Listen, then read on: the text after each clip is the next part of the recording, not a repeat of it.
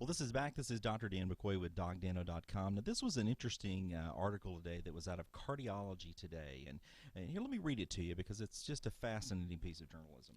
The CMS issued a press release today that advises providers to hold the 2012 Medicare claims for the first 10 days of January.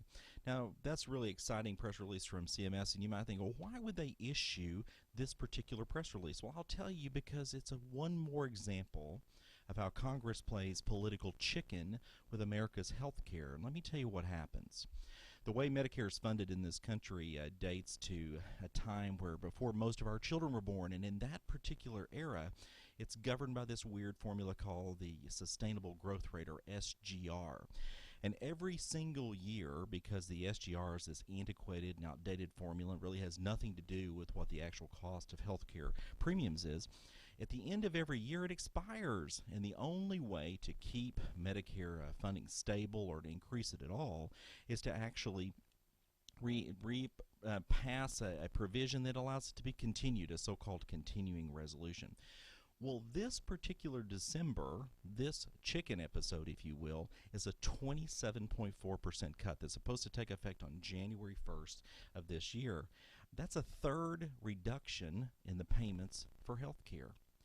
What an incredible disruption in health care for seniors and those that rely on government assistance for their health care. Now, most people will tell you that they doubt this cut will occur. It's political suicide if you take away America's physicians from seniors for most politicians.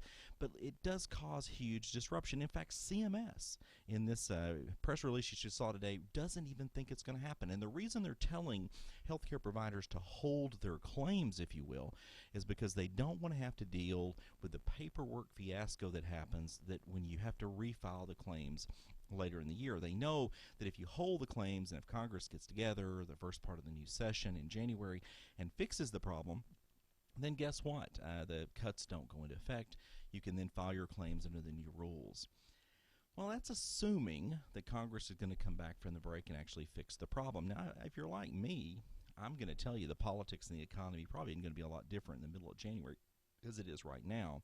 So what happens in a medical practice? Well, I thought I'd talk to you a little bit about that today because this is exactly what happens. Number one, there's a disruption in cash flow.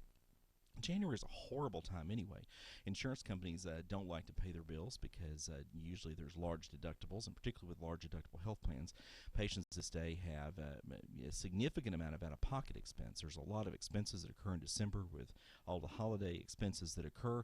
So January typically for most medical practices is a horrible month for cash flow. So number one, you have to hold your claims, therefore hold your cash flow.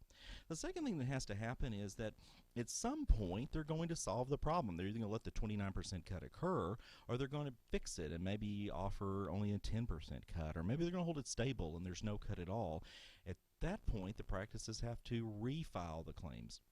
And you may think, well, that's a simple push button. Well, it generally is for most practices if you do electronic filing, but somebody in your office physically has to do it. And when those claims are resubmitted, there is going to be repayment. Somebody in your office then has to reconcile those payments because Medicare has already paid at one rate beginning in January when you file those claims under the old plan, and now somebody has to reconcile them with the new plan. And don't forget secondary insurance. Medicare only pays for about 80% of a typical patient's claims that sees a provider. That other 20% is either made up by the patient or it's made up by a secondary insurance. That secondary insurance rate is going to change too, depending on what happens with that Medicare rate that's passed by Congress, which means you've got to reconcile those secondary insurance and you got to refile them. Now here's the stupid thing. Many of the providers, particularly primary care physicians that see high volume number of patients, a typical Medicare claim might be $40, which means a secondary claim might be $8, which means if you change it 5 or 10%, you're talking about $1.20 or $1.80, which means you got to refile a claim for $1. You got to pay somebody in your office that's probably making $20 an hour. You got to pay a billing service that's charging 15% probably to do all the paperwork. You got to mail a bill or a statement or a repayment or a check or another return of extra paid money to the patient, which may cost you, who knows, anywhere between 40 to 60 cents depending on what your processing center costs. And, we estimate generally that it may cost $4 to refile that claim. So there's tremendous amount of extra cost that happens just because Congress can't get their act together to fix the problem. So if you think there's not enough money in health care, think again when you think that we delay these stupid decisions year after year after year of the extra cost that gets passed down to consumers, to patients, to health care providers, to hospitals, to doctors, to the general public, and finally to the taxpayer, because we don't really know how to solve this problem. We'll be back again. This is Dr. Dan McCoy from .dano.com, and we'll be right back after this break.